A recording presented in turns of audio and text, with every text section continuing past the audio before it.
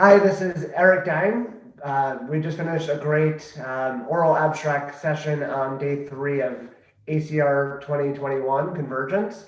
I'm joined here with Nathan Den Broeder from the Netherlands. He gave a great presentation. It was abstract 1443 on the long-term effectiveness of ultra-low dose rituximab in RA.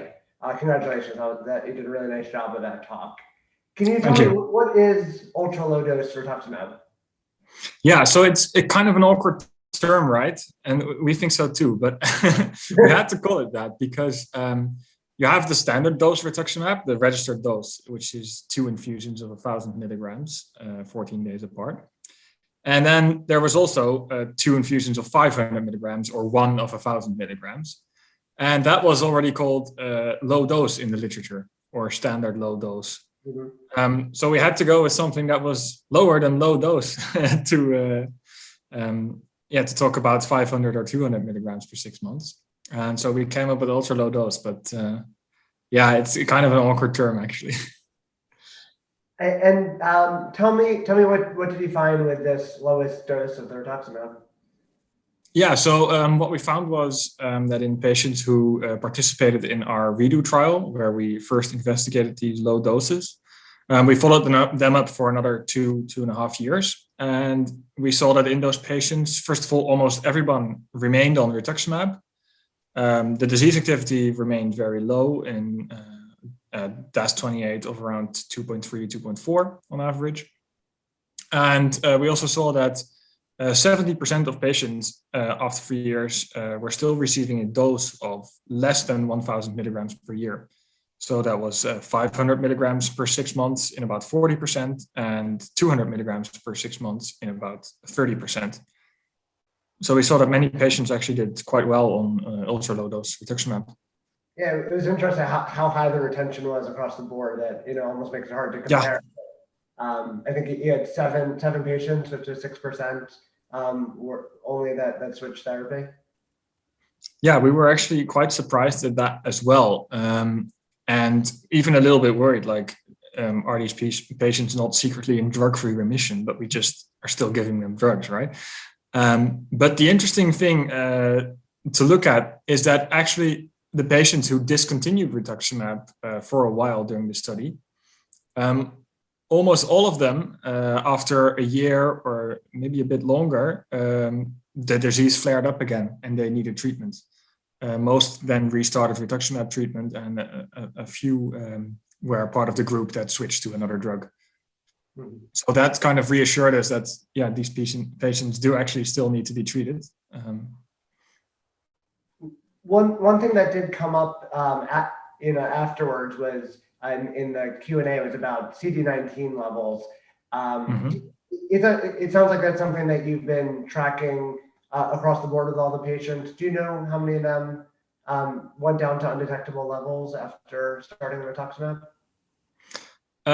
Yes, in the original redo trial publication in Lancet Rheumatology, you can find all the data on CD19 counts that we have, I do believe. I'm not sure, maybe it actually didn't make that paper now that I'm thinking about it.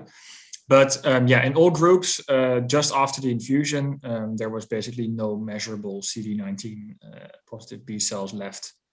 And we did see it come back slightly quicker in the lower dose groups. But just after the infusion, it was all gone for all patients. So the dose was low enough, but high enough that it can still wipe out the B cells effectively. Yeah, and there's actually a very interesting study, I believe it is in healthy volunteers, where they tried really the lowest dose to end up with no detectable B cells peripherally. And they ended up doing something like, I think 1 milligram per square meter, so like 2 milligrams of rituximab, and that was already enough in most people to completely get rid of circulating peripheral B cells.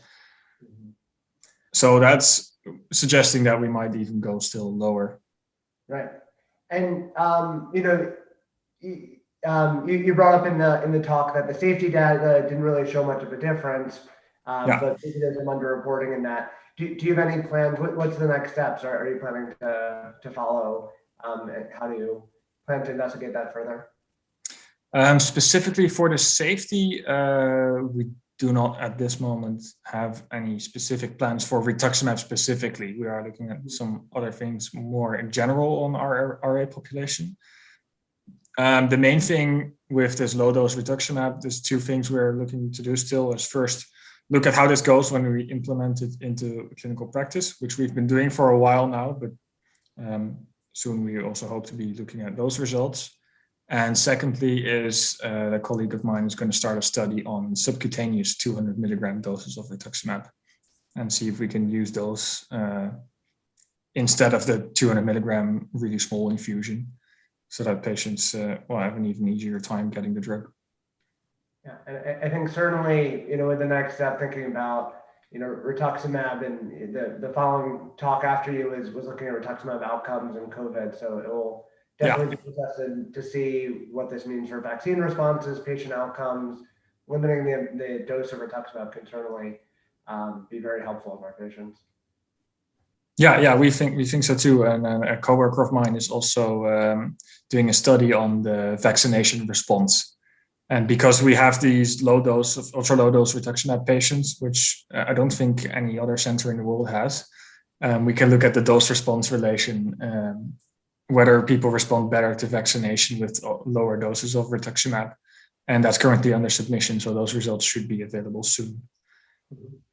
Well, good. Thank you so much for your time. It is late in the Netherlands. I appreciate you hanging on to join us, and definitely encourage everyone to look into his abstract further. It's 1443. It was part of a great across the board oral abstract session.